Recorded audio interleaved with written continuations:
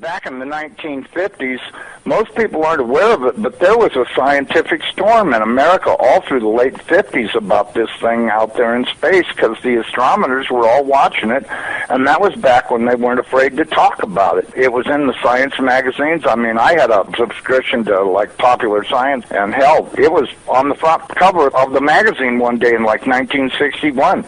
And I was really excited when I saw it, because here's this giant red planet on the horizon of the California coast, and a humongous tidal wave coming in towards the coast, and having grew up in the mountains of the Sierras, and this thing in the magazine, it said this tidal wave coming in was going to be at least 3 miles high, and I went and showed it to everybody in the house, and they laughed, and they said, look, it says right here, there's nothing to worry about. It won't be here for another 50 years.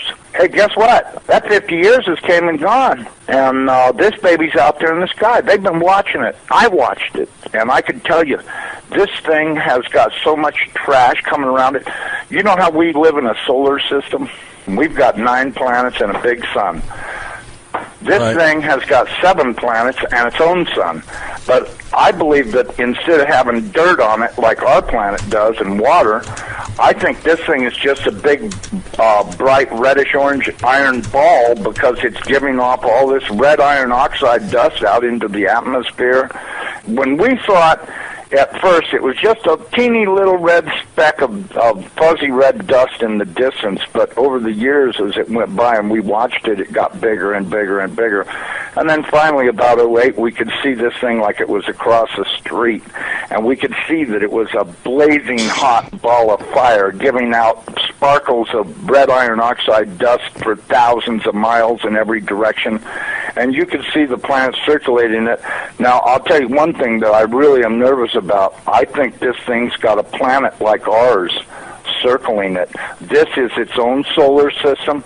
We're about to have a solar system come through the middle of our solar system.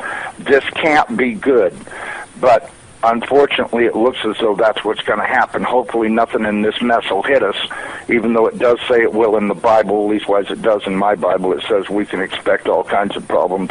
We were looking at asteroids. Right close to this thing, there's asteroids that are floating around right near the, that are orbiting the main sun itself.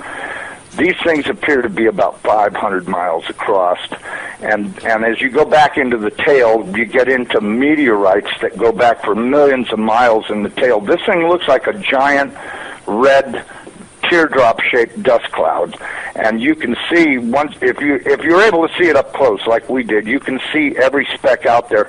I guarantee you, there's trillions of meteorites following this thing. Now, these CIA people that I know say that we're not going to be that close to it when it goes past us.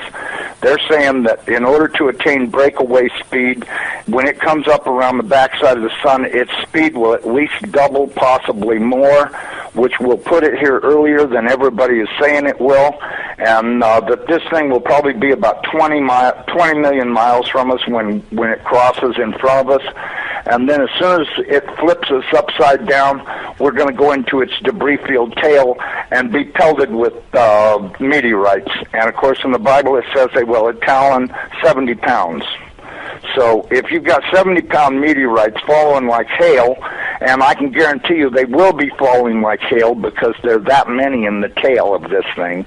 This thing has got a tail loaded with trash. I mean, it's incredible the amount of stuff that's in this thing's tail, and we're going to go right through that tail, and if it doesn't beat everything on the surface of the ground into a flat putty, I don't know what it'll take. I tell everybody, you better be at least 20, 30, 40, 50 feet on the ground and have either concrete or stone above you, because it'll break through the roof of whatever you've got if you don't. These CIA guys told me that this pole shift will probably happen from start to finish in around 28 minutes. That doesn't give you a lot of warning. When you see that thing out there in the sky, you're going to have to run as fast as you can to your underground facility, because this is going to happen so fast. Now, see, here's another thing nobody's talking about. You've got this giant iron planet that they say is 47,000 miles across, getting ready to come up past us, and when it starts to approach us, it's going to start and have real serious effects. So is it a planet or a failed star?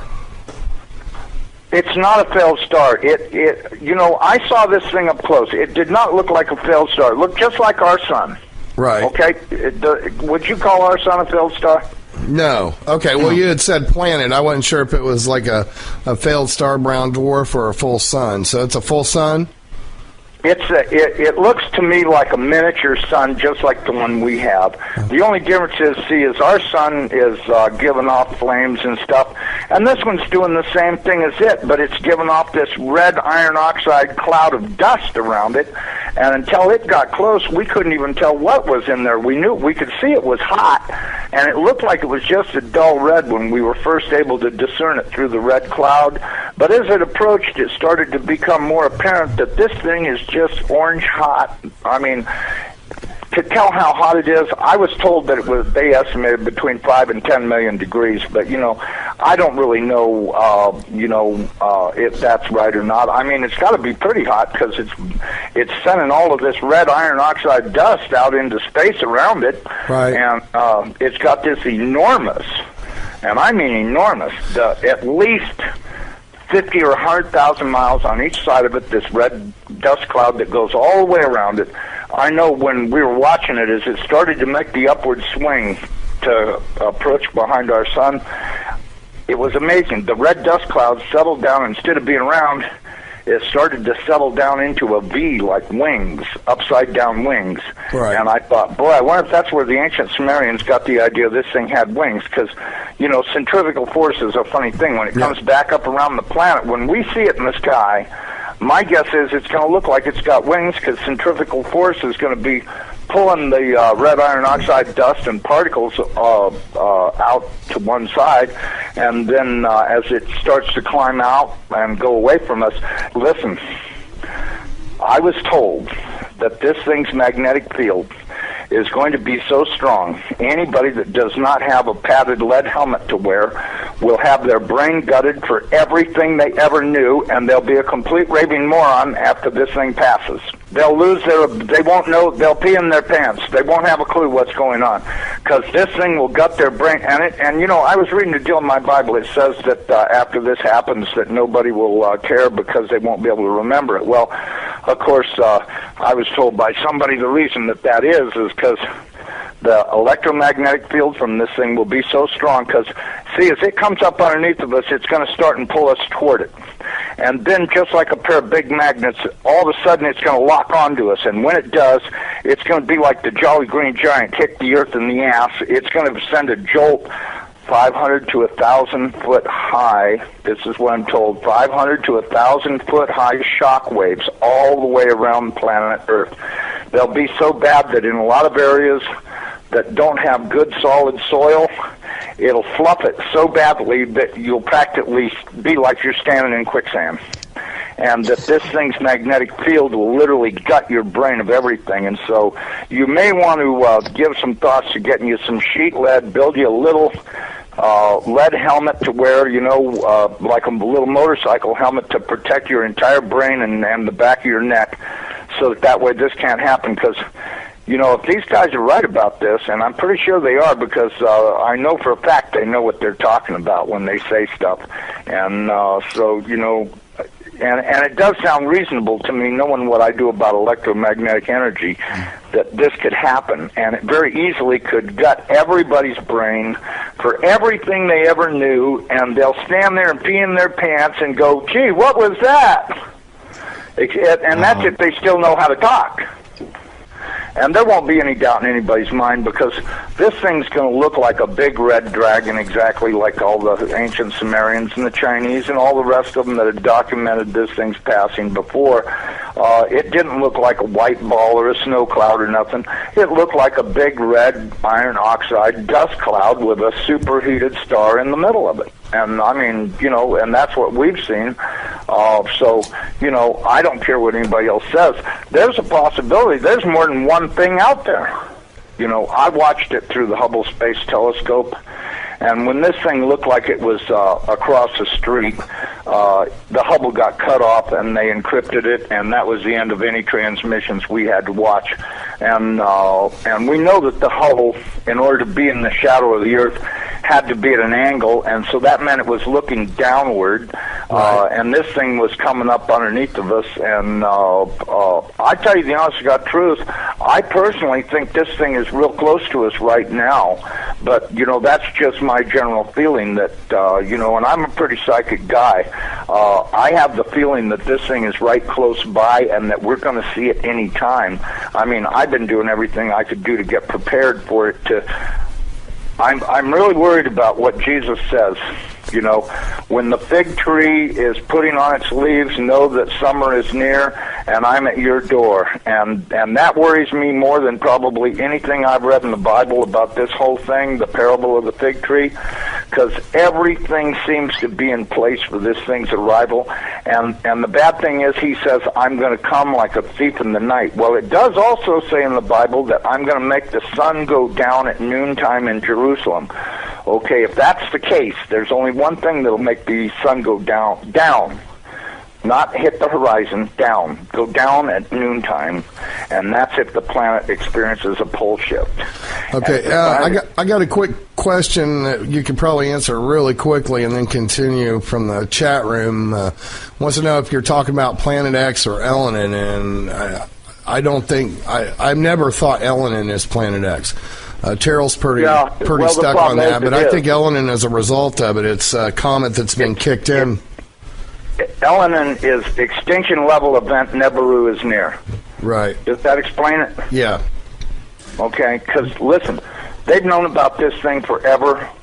And I mean, they've known about it forever. I mean, if I read about it in a science magazine in 1961, that tells you that, I mean, it's only 1,800 years away. How could they not be able to see it when it came around the backside of the last sun and headed this way? Right. You have to know they've been watching it, because if you know, Carl Sagan was showing stuff that they took with their old telescopes that was billions and billions of miles away, and this thing's only 1,800 years away. Well, and by 1930 it was only 70 years away.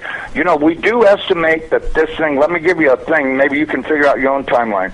We estimated that this thing is traveling around 3,500 miles an hour, okay? Okay. That was our estimate of its speed. Now, it has been picking up speed, and that's the reason why we think it's going to arrive early, because when it comes around the backside of the sun, it's got to double that speed in order to attain breakaway speed to leave the sun and not wind up orbiting it. It's never orbited the sun in the past that we know of, so that means that it's going to have to attain breakaway speed to head back out into space. Now, you look at the NASA videos, photos, and all this other crap those morons put on the internet. This thing is coming in. It's going to, as soon as it goes around the top of the sun, it's going to go back out into space. Right. And it's going to do this really fast. When it goes past us, it's going to go past us so fast that we'll almost have no time to get ready. That's my opinion. But, you know, just drawing it out on paper a few times and thinking about it, and I went, you know, if this thing picks up enough speed to make breakaway speed, then that means it's going to come past us. You know, this thing, according to what I was told, is that this thing is approximately 47,000 miles in diameter, you know, 4 or 5 times the size of the Earth, and it'll come past us, and we won't have a lot of warning, and we won't get to see it in the sky until it's on us. I think the NASA timeline is completely off. I think this thing is going to arrive much earlier than they say it is. You know, I know they're saying October, but, you know, if you look at the, you know, now, I was told that the poles are not shifting at 42 miles a year. They're shifting at 42 miles a day.